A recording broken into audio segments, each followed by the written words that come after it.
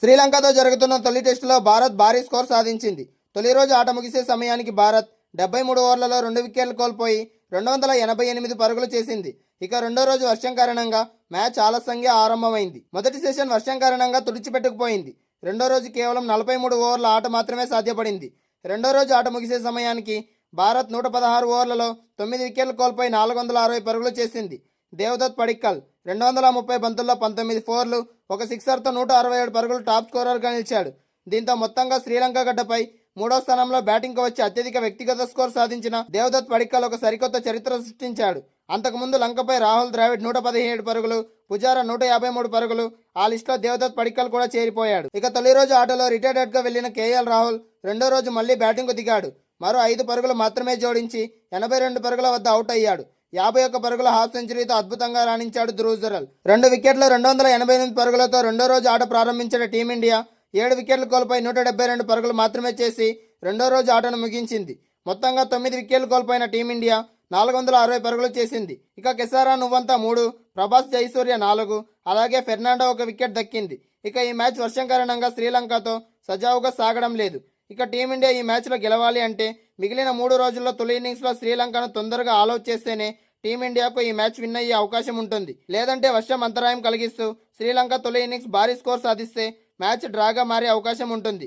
దీంతో టీమిండియా ఈ మ్యాచ్ గెలవాలంటే శ్రీలంకను తొలి ఇన్నింగ్స్లో తక్కువ పరుగులకే ఆల్అౌట్ చేయాల్సి వస్తుంది. పెద్దగా ప్రాధాన్యత లేని మ్యాచ్లు గెలిస్తేనే నాగిని డ్యాన్సులతో రోత పుట్టించే జట్టుగా బంగ్లాదేశ్కు పేరుంది. అలాంటి పిల్లబొచ్చా టీం అయిన బంగ్లాదేశ్ పెద్ద పులి లాంటి ఆస్ట్రేలియాను వాళ్ళ దేశంలోనే ఓడించి కొత్త చరిత్ర సృష్టించారు. డార్విన్లో జరిగిన తొలి టెస్టులో ఆస్ట్రేలియాను 9 వికెట్ల తేడాతో ఓడించి ఆ దేశంలో తమ తొలి టెస్టు విజయాన్ని నమోదు చేసింది. 23 ఏళ్ల తర్వాత ఆస్ట్రేలియాలో టెస్టు ఆడిన బంగ్లాదేశ్ మ్యాచ్ ప్రారంభం నుంచి చివరి వరకు ప్రత్యర్థిపై ఆధిపత్యాన్ని ప్రదర్శించింది. ఈ విజయం ఒక్క మ్యాచ్లో వచ్చిన అద్భుతం మాత్రమే కాదని, గత కొంతకాలంగా బంగ్లాదేశ్ క్రికెట్లో కనిపిస్తున్న మార్పులకు ఫలితమని విశ్లేషకులు భావిస్తున్నారు. డార్విన్ విజయంలో హసన్ మహమ్మద్ కీలక పాత్ర పోషించాడు. తొలి ఇన్నింగ్స్లో 6.55తో ఆస్ట్రేలియా బ్యాటింగ్ను దెబ్బతీసిన అతడు మ్యాచ్లో మొత్తం 9 వికెట్లు పడగొట్టి ప్లేయర్ ఆఫ్ ద మ్యాచ్గా నిలిచాడు. ముఖ్యంగా స్టార్ పేసర్ నహీద్ రాణా లేకపోయినా బంగ్లాదేశ్ పేస్ విభాగం మొత్తం బలహీన పడకపోవడం జట్టు బలాన్ని చూపిస్తోంది. హసన్ మహమ్మద్ ఇటీవల కెంట్ తరపున కౌంటీ క్రికెట్ ఆడడం కూడా అతని ఆస్ట్రేలియా ప్రదర్శనకు ఉపయోగపడినట్లు క్రికెట్ ఆస్ట్రేలియా చెప్తోంది. ఆస్ట్రేలియాపై మొదటి ఇన్నింగ్స్లో 198 పరుగులకి ఆల్అౌట్ అయిన తర్వాత బంగ్లాదేశ్ 426 పరుగులు చేసింది. ఇందులో తంజీద్ హాసన్ 101 పరుగులతో ఇన్నింగ్స్ అత్యంత కీలకంగా మారింది. ఆస్ట్రేలియా గడ్డపై టెస్టు సెంచరీ చేసిన తొలి బంగ్లాదేశ్ బ్యాటర్గా అతడు చరిత్ర సృష్టించాడు. కేవలం రెండో టెస్టులోనే ఇంత కీలక ఇన్నింగ్స్ ఆడడం బంగ్లాదేశ్ కొత్త రకం ఆత్మవిశ్వాసానికి సంకేతంగా మారింది. మొదటి ఇన్నింగ్స్లో 65 పరుగులు చేసిన మిరాజ్ రెండో ఇన్నింగ్స్లో కీలక వికెట్లు తీస్తూ ఆస్ట్రేలియా మిడిల్ ఆర్డర్ను కుప్పకొల్చాడు. అతని స్పిన్కు స్టీవ్ స్మిత్ సహా కీలక బ్యాటర్లు చిక్కారు.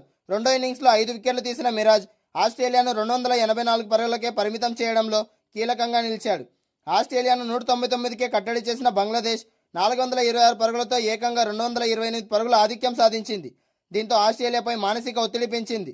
రెండో ఇన్నింగ్స్లో కెమెరన్ గ్రీన్ 104 పరుగులతో పోరాడిన మిగతా బ్యాటింగ్ వైఫల్యం చివరకు బంగ్లాదేశ్ ముందు కేవలం 57 పరుగుల లక్ష్యమే నిలిచింది. బంగ్లాదేశ్ కేవలం స్పిన్ పైనే ఆధారపడకుండా పేసర్లు అలాగే స్పిన్నర్లను సమర్థవంతంగా ఎదుర్కొంటూ వికెట్లను కాపాడుకుంటూ భారీ భాగస్వామ్యాలు నిర్మించింది.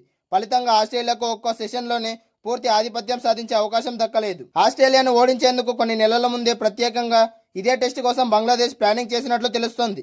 గత 2 ఏళ్ల ప్రదర్శన చూస్తే ఒక స్పష్టమైన మార్పు కనిపిస్తోంది. 2024లో పాకిస్తాన్ను వారి సొంత గడ్డపై 2-0తో ఓడించడం, న్యూజిలాండ్లో 2022లో టెస్టు విజయం సాధించడం వంటి ఫలితాలు విదేశీ పరిస్థితుల్లో పోరాడే నమ్మకాన్ని పెంచాయి. అదే సమయంలో యువ ఆటగాళ్లకు అవకాశాలు పెరిగాయి. తంజీద్ హాసన్, హసన్ మహమ్మద్ వంటి క్రికెటర్లు అంతర్జాతీయ స్థాయిలో కీలక బాధ్యతలు తీసుకునేలా ఎదిగారు.